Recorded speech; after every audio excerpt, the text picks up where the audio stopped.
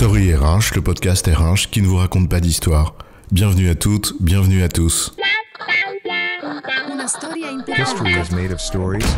Dans cet épisode, nous allons parler du collectif comme facteur de succès des entreprises. Et oui, pas de facture sans bonne facture. Dit autrement, si tu veux pouvoir envoyer ta facture et qu'on te la paye, il faut avoir réalisé un travail de bonne facture. Un travail bien fait, quoi. Facture, du latin factura, la façon ou la fabrication. Dit autrement, pour qu'une entreprise fasse des ronds, il faut qu'elle tourne rond. Et une entreprise qui tourne rond, c'est une entreprise qui fait un travail de bonne facture, faute de quoi elle ne tourne plus rond, elle tourne rond, puis tourne court. Sauf que, pour faire ce travail de bonne facture, on n'est pas tout seul. Entreprendre, s'y prendre à plusieurs. Entre nous, le préfixe « entre » dit tout. Entre nous ou parmi nous. Ou, à l'opposé, ce qui sépare, entre deux mondes. Que se passe-t-il donc quand ce collectif se fracture ? La facture et les fractures, c'est quoi l'histoire ? La facture et la fracture. Juste un air de trop, peut-être celui qu'une partie du corps social arbore avec le regard qu'elle porte sur l'autre, en mode la France d'en haut et celle d'en bas, celle de riche et celle de pauvre, méchant patron, vilain syndicat. Il est mignon, monsieur Pignon, il est méchant, monsieur Brochant. C'est un peu con tout ça. On ne parle pas de cette fracture-là, si ancienne et malheureusement toujours aussi vivace à certains endroits. Une fracture qui déchire deux mondes prétendument opposés et irréconciliables pour certains. Un peu comme une inexorable tectonique des plaques où dimensions sociales, sociétales et politiques se mêlent, et où les représentations corporatistes le disputent aux intérêts personnels. Nous parlons ici des fractures de surface qui viennent scarifier un édifice déjà fragile. Elles sont parfois conjoncturelles, mais laissent des traces.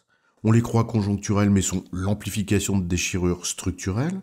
Elles sont parfois de moindre ampleur, des griffures plus que des déchirures, mais leur multiplication met la chair à vif, c'est-à-dire qu'elles réveillent et exacerbent les sentiments liés à des fractures bien plus profondes et destructrices. Toutes, qu'elles viennent nourrir des déchirures préexistantes ou qu'elles s'y ajoutent, même légèrement, concourent par petites touches à fissurer un collectif essentiel à la qualité de la facture finale. Sauf à croire bien sûr que l'entreprise performante ne dépend pas de la qualité de sa facture, ou que la qualité de la facture n'a besoin que d'une association opportune de mercenaires aux intérêts bien compris, organisée par des processus techniques. Or, ce n'est évidemment pas ce que nous croyons. Prenons quelques exemples de ces fractures pour illustrer le propos. Commençons par ce qui a invité certains à parler de travail hybride, le développement du travail à distance pour certaines couches de la population active. Celles et ceux qui, de fait, n'y ont pas accès par leur métier, ils voient peut-être une forme de privilège consenti à d'autres.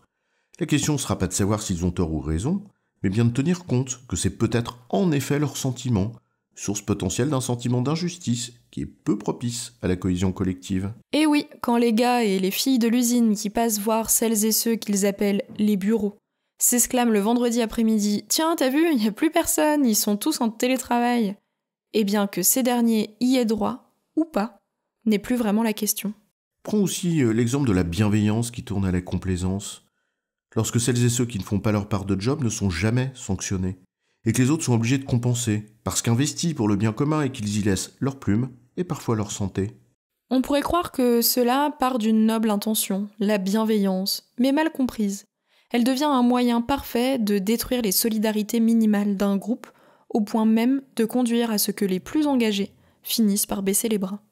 Tiens un autre exemple, la répétition des comportements inappropriés, les vannes à la con qui se répètent, qu'elles soient racistes, sexistes ou je ne sais quel autre irrespect, et qui conduit au mieux à ce que les uns ou les unes ne supportent plus les autres.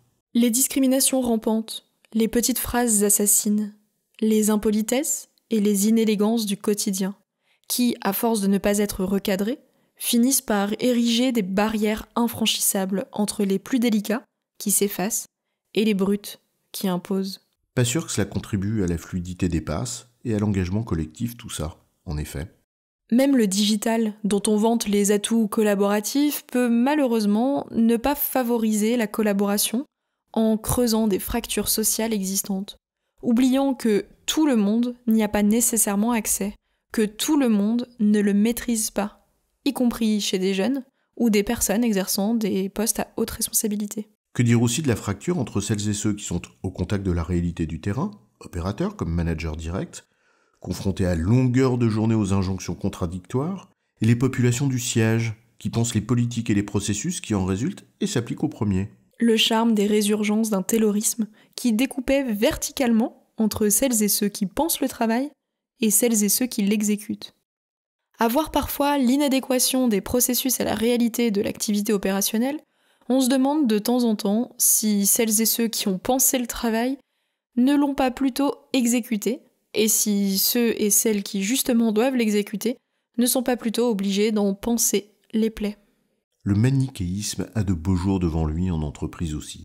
Techniciens et commerciaux, tenants du chiffre et manière du verbe, pointilleux de la conformité et porteurs du business, Paris, province, toutes ces distances qui finissent en territoire imaginaire et qui dressent les uns contre les autres. Sans parler des différences de traitement, statutaires ou organisationnelles. Tu sais, quand tu fais le même boulot que ton voisin de bureau, mais pas de bol, tu n'as pas les 3 mois d'intéressement et de participation parce que tu n'es pas rattaché à la même entité juridique. Ou que tu n'es pas dans la bonne bande, le bon clan, que ce soit le canal historique de ceux qui ont été rachetés ou de celui de ceux qui ont racheté. Ou que tu sois dans un de ces métiers qui captent la lumière en oubliant celles et ceux qui font tourner la boutique, en backstage.